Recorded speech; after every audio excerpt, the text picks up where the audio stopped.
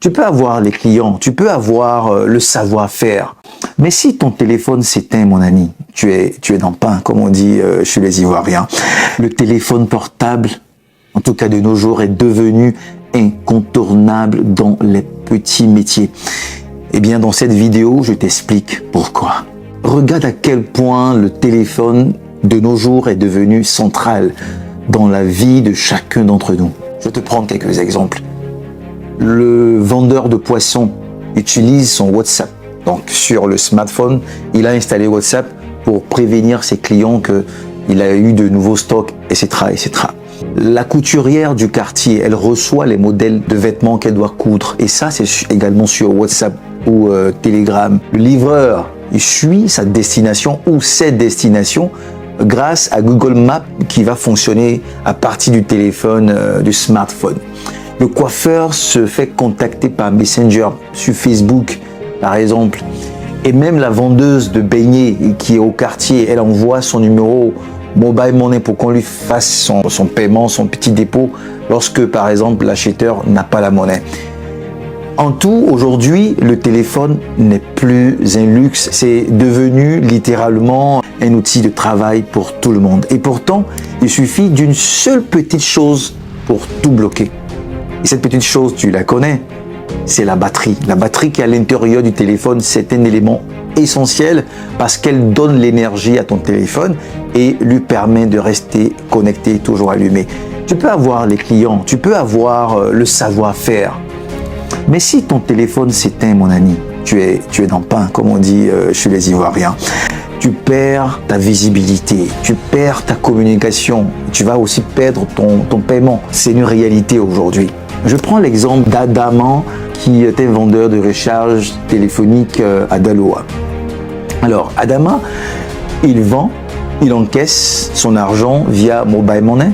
Il discute avec ses revendeurs également, toujours à partir de son téléphone, dans son smartphone, sur WhatsApp, etc., etc.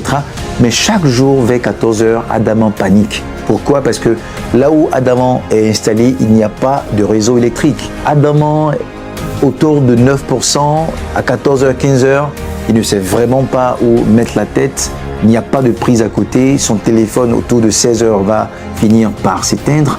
Et bam, Adama devient invisible. Adama n'a ni stand fixe, parce que c'est vraiment dans la rue qu'il fait son business. Il n'a pas de prise, il n'a pas de groupe électrogène.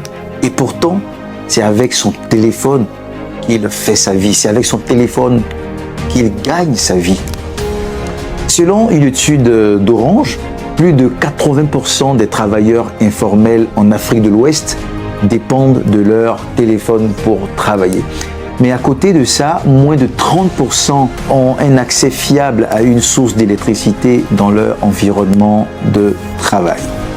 Et c'est pour cette frange de la population qui n'a pas accès à des prises électriques que nous avons pensé la borne de recharge solaire dénommée SolarBoss Agogo, que très bientôt vous allez découvrir avec nous. La borne solaire SolarBoss Agogo est accessible à tous. Elle sera posée là où les petits métiers se font, par exemple dans les marchés, les arrêts de bus, les places artisanales et surtout les zones de vente. La borne de recharge, écoutez bien, elle sera montée par des jeunes Ivoiriens, des jeunes qui ont été formés par notre académie SolarBoss Africa, parce qu'aujourd'hui, perdre la batterie de son téléphone, c'est-à-dire perdre de la charge, c'est vraiment perdre du chiffre. Et ceux qui font du business avec leur téléphone, ils savent bien de quoi je parle. Alors, et toi, quel petit métier dans ton quartier dépend totalement du téléphone? Dis-le-moi en commentaire parce que ton avis compte beaucoup pour moi. Surtout, n'oublie pas de liker, de partager cette vidéo et n'oublie surtout pas de t'abonner pour ne manquer aucune de mes prochaines vidéos parce que je suis vraiment à mes débuts et si tu likes, si tu partages, si tu t'abonnes, tu vas vraiment m'encourager dans ce sens-là. Allez, c'était Alex Blessing, entrepreneur social dans la Green Tech, expert dans les énergies renouvelables et surtout agent de changement. Que Dieu te bénisse. Shalom.